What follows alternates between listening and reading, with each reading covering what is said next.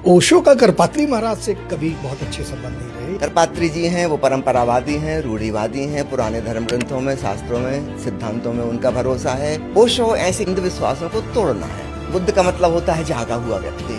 तो ओशो एक बुद्ध पुरुष थे और वे हमें भी बुद्ध बनाना चाहते, अर्थात जगाना चाहते। जय श्री कृष्ण। ओशो एक ऐसा व्यक्ति जिसने एक समय पर अंधविश्वास की एक बहुत बड़ी लहर चलाई और कई सारे लोग इसके प्रभाव में ही आए। इसके जो आंधी इसके अंधविश्वास की चली उसकी चपेट में भी कई सारे लोग आए। तो इनका कहना है कि करपात्री जी महाराज परंपरावादी थे, करपात्री जी महाराज रूढ़िवादी थे, किंतु जो ओशो था वो अंधविश्वास से लोगों को जागृत करता था। ओशो अंधविश्वास से लोगों को जागृत नहीं करता था, अपितु अंधविश्वास में उनको ढकेलता था। करपात्री जी महाराज विद्या के, तपस्या के अद्भुत धनी थे। करपात्री जी महाराज शास्त्रनिष्ठ महात्मा थे, किंतु वहीं पर शास्त्रों पर आक्षेप करने वाला कौन था? ओशो। अब बिना अध्ययन किए किसी भी विषय पर आक्षेप करना बहुत सहज होता है, क्योंकि उसमें मेहनत नहीं लगती है। किंतु जो शास्त्रनिष्ठ व्यक्ति होगा, यदि उससे कोई मूर्ख व्यक्ति आकर के प्रश्न कर देगा, उसके मूर्खतापूर्ण प्रश्न का भी जो शास्त्रनिष्ठ व्यक्ति है वो शास्त्र के अनुसार उत्तर देगा।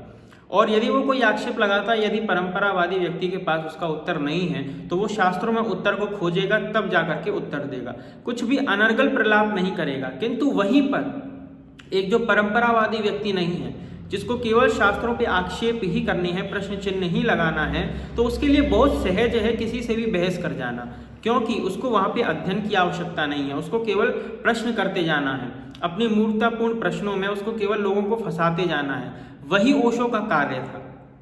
ओशो ने ऐसी बात नहीं है कि शास्त्रों को बहुत अच्छे प्रकार से समझा था, वेद आदि शास्त्रों का खूब अध्ययन किया था, कुछ नहीं। उसका एजेंडा केवल इतना था कि शास्त्रों के माध्यम से ही लोगों को नास्तिक बना दिया जाए, क्योंकि यदि जो शास्त्र हैं वो आपको आस्तिक और नास्तिक दोनों ही बनाने में समर्थ हैं, तो ओशो जैसे जो लोग हैं वो शास्त्रों के माध्यम से ही लोगों को नास्तिक बनाया करते थे। यदि आप शास्त्रों को स्वयं पढ़ते हैं, स्वयं उनका अध्ययन करेंगे, तो आपकी जो बुद्धि है वो शास्त्रों को समझने में असमर्थ है बिना आचार्यों के, क्योंकि शास्त्रों को समझने के लिए, उनके गूढ़ रहस्यों को समझने के लिए सूक्ष्म बुद्धि की आवश्यकता पड़ती है। और यदि आपके पास तपोबल ही नहीं है तो आप शास्त्रों को समझेंगे कैसे? आचार्यों की वाणी ही आपके पास नहीं है, शास्त्रों को समझेंगे कैसे? तब आपके मन में एक जो श्रद्धा है वो आपकी टूटेगी। अरे ये कैसे हो सकता है? पुराण में बताया गया है कि गऊ के गर्भ से एक बालक का जन्म कैसे हो सकता है? देखो क्या बेकार की बात इसमें लिखी है। शेषनाग के ऊपर पृथ्वी कैसे टिक सकती है? क्या बेकार की बातें यहाँ पे लिखी गई हैं। तो इस प्रकार से कई सारे जो क्वेश्चंस हैं वो आपके माइंड में आएंगे यदि आप बिना परंपरा के शास्त्रों का अध्ययन करेंगे। तो इसी प्रकार से ओशो ने लोगों के मन में ये सारी बातें डाल दी। अब उसने इतनी गहराई के साथ लोगों के अंदर उस अंधविश्वास को जागृत किया, उनकी श्रद्धा को खत्म किया, कि वो किसी परंपरावादी व्यक्ति को सुनने के लिए भी तैयार नहीं थे, ना वो सुनना चाहते थे। यदि एक बार भी कोई व्यक्ति किसी की बात को सुनेगा, अपना पक्ष उसने रखा, ठीक है, किंतु यदि आप किसी अन्य की भी बात सुनेंगे और सोचेंगे उस विषय में, तभी तो आपको सही बात का ज्ञान होगा कि वो व्यक्ति सही कह रहा है या वो व्यक्ति सही कह रहा है। किंतु इस व्यक्ति ने क्या किया कि मेरे को सुनने वाले केवल मुझे ही सुने, किसी अन्य को सुने ही ना। अपने तर्कों के माध्यम से इस प्रकार की बातों को रखा जाए, उनकी श्रद्धा को नष्ट किया जाए। करपात्री जी महाराज जो थे वो शास्त्रनिष्ठ ऐसे महात्मा थे जिनके पास हर प्रश्न का उत्तर था। यदि उनके प्रवचन सुने जाएं तो देखिए, ओशो का भी तो उन्होंने खंडन किया था। ओशो को जो लोग समझे कि ओशो 100% सत्य था, उसकी बातों में बहुत दम था, तो ऐसा बिल्कुल नहीं है। यदि आप ऐसा कहते हैं कि ओशो 100% सत्य था, तो क्या आप इस बात को स्वयं को सर्वज्ञ मान करके कह रहे हैं, या ओशो को सर्वज्ञ मान करके इस बात को कह रहे हैं कि ओशो 100% सत्य था? क्योंकि यदि आप सर्वज्ञ हैं फिर तो आपसे कोई बहस ही नहीं की जा सकती, क्योंकि सर्वज्ञों के साथ कुछ बोला नहीं जा सकता। जो सर्वज्ञ है वो तो सर्वज्ञ है। और यदि आप असर्वज्ञता के साथ इस बात को कह रहे हैं फिर तो आपकी बात सिद्ध भी नहीं हो सकती। तो इस प्रकार से जो ओशो है उसकी बात कहीं पर भी सही साबित नहीं होती। और धर्म जगत में ओशो को कौन मानता है? धर्म जगत में ओशो को कोई नहीं मानता। यदि वो इतना ही बड़ा विद्वान था तो आज जितने बड़े बड़े आचार्य हैं वो क्यों नहीं ओशो को मानते हैं? वो इसीलिए नहीं मानते हैं क्योंकि ओशो जो है वो शास्त्र विरोधी था और शास्त्र के विषय में अनर्गल प्रलाप करने वाला एक मूर्ख था। उससे अधिक ओशो का कोई महत्व नहीं है। और आज के समय में भी यदि कोई लोगों के मन के अनुकूल बातों को रखता है, नास्तिक के मन के अनुकूल बातों को यदि कोई रखता है तो वही उसके लिए बहुत बड़ा सिद्ध हो जाता है। और यदि कोई व्यक्ति उनकी बातों का खंडन करता है, ओशो एक ऐसा व्यक्ति था जो कि खंडन और मंडन दोनों करता रहता था। बैठ के अपनी ही बातों का खंडन भी करता था, अपनी ही बातों का मंडन भी करता था। तो इस व्यक्ति का कोई एक सिद्धांत नहीं था, और जिस व्यक्ति का अपना कोई सिद्धांत ना हो वो दूसरों को ज्ञान कैसे दे सकता है? यदि व्यक्ति के पास सिद्धांत ही नहीं है, यदि वो सिद्धांतहीन है मान के चलिए, और वो जो पल पल पे बदल रहा है अपनी बातों से, वो सही बात कैसे सिद्ध कर सकता है? वो सही बात आपको कैसे बता सकता है? क्योंकि सत्य जो है वो अपरिवर्तित है, सत्य कभी बदलता नहीं है। किंतु ओशो की जो बात है वो पल पल पे बदलती है, माने कि वो असत्य है तभी तो बदलती हैं। एक झूठ को छुपाने के लिए 100 झूठ बोलने पड़ते हैं वाली कहावत ओशो पर सही सिद्ध होती है कि ये एक झूठ को छुपाने के लिए इतने 100 झूठ और बोल दिया करता था। तो ओशो जो है वो आप ये समझ लीजिए कि बहुत सारे नास्तिक हुए मान के चलिए, और बहुत सारे तार्किक भी हुए। अब हर एक तार्किक जो है वो अपने तर्क के माध्यम से दूसरे तार्किक व्यक्ति की बातों को तर्काभास सिद्ध कर देता है। वहीं पर जो दूसरा व्यक्ति है वो तीसरे तार्किक व्यक्ति की बात को अपने तर्क के माध्यम से तर्काभास सिद्ध कर देता है। तो ऐसे ही जो तार्किक लोग हैं वो अपने ही तर्कों के माध्यम से अन्य तार्किक की बातों को तर्काभास सिद्ध करते हुए चलते हैं। तो ऐसे में सही बात का फैसला कैसे होगा कि सही ज्ञान किसके पास है? वो कैसे होगा? वो परंपरा से होगा, क्योंकि परंपरावादी ज्ञान को कोई भी व्यक्ति रौंद नहीं सकता, कोई भी व्यक्ति उसको कुचलने में समर्थ नहीं है। किंतु जो असत्य है वो तो असत्य ही रहेगा।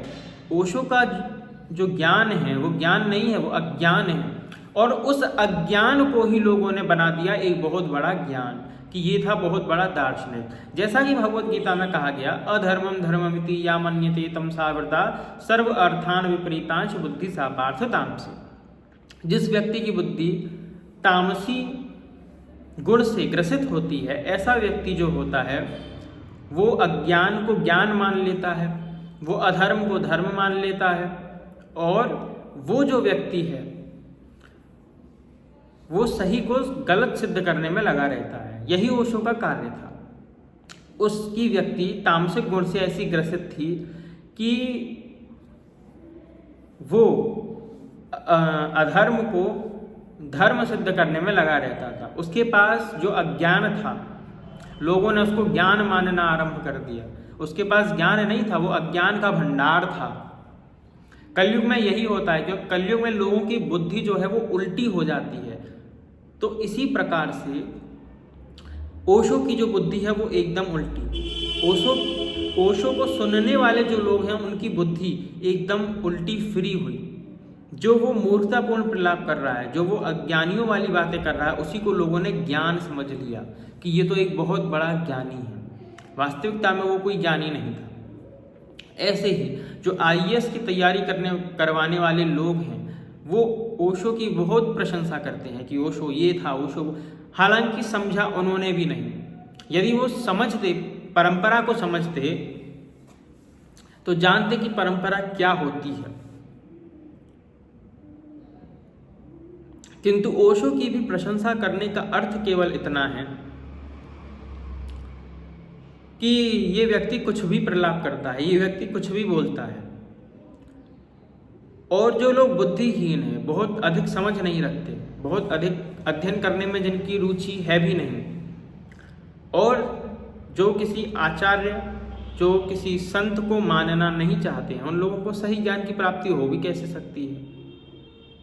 जो व्यक्ति, आपको ज्ञान प्राप्त करने के लिए जिज्ञासु होना पड़ेगा। आपको ज्ञान प्राप्त करने के लिए एक गुरु की शरण ग्रहण करनी पड़ेगी, एक गुरु को मानना पड़ेगा। किंतु यदि आपसे कहा जाए कि आप इन गुरु जी को मानिए, ये परंपरा प्राप्त आचार्य, आप इनको मानिए, इनसे ज्ञान प्राप्त कीजिए। तब आपका प्रश्न ये होगा इन जैसे लोगों का कि मैं इनको क्यों मानूं, मैं इनमें श्रद्धा क्यों करूं, ये तो अंधविश्वास फैलाते हैं। आपको कैसे ज्ञात हुआ कि अंधविश्वास फैलाते हैं? क्या आपने कभी उनके विषय में कुछ सुना, कुछ पढ़ा, या फिर उनके ज्ञान को देखा कि आपके पास वो मशीन है जिसके माध्यम से आपने इनके ज्ञान को पहचान लिया कि इनका ज्ञान बेकार है और ओशो का ज्ञान बहुत अच्छा है? ये इस ज्ञान की प्राप्ति आपको कहाँ से हुई? वास्तविकता में देखा जाए तो मूल में तो यह ज्ञान ही हुआ, क्योंकि आपने ओशो को भी तो अपना गुरु ही मान लिया। ओशो को गुरु आपने कब माना? क्या बिना सुने माना या बिना पढ़े मान लिया? ओशो को आपने अपना गुरु माना उसको सुन करके, उसकी किताबों को पढ़ करके।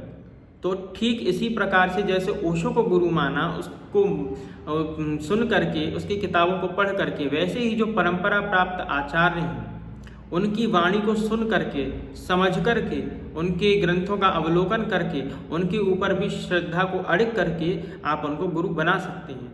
किंतु ये जो सिस्टम है ना, यही ओशो ने खत्म करने का प्रयास किया। यहीं से आरंभ होता है ओशो का अंधविश्वास। तो ऐसे अंधविश्वास से बचने के लिए आपको क्या करना होगा? ऐसे अंधविश्वास से बचने के लिए आपको आवश्यक है कि आप शास्त्रों का अध्ययन स्वतः ना करें, क्योंकि स्वतः करने पर पुराण जो है वो सक्षम है कि आपको आस्तिक और नास्तिक दोनों ही बना दें। किंतु यदि आपकी बुद्धि इतनी सूक्ष्म नहीं है समझने में, तो बहुत अधिक संभावनाएं हैं कि वो आपको नास्तिक बना दें, न कि आस्तिक। जय श्री कृष्ण।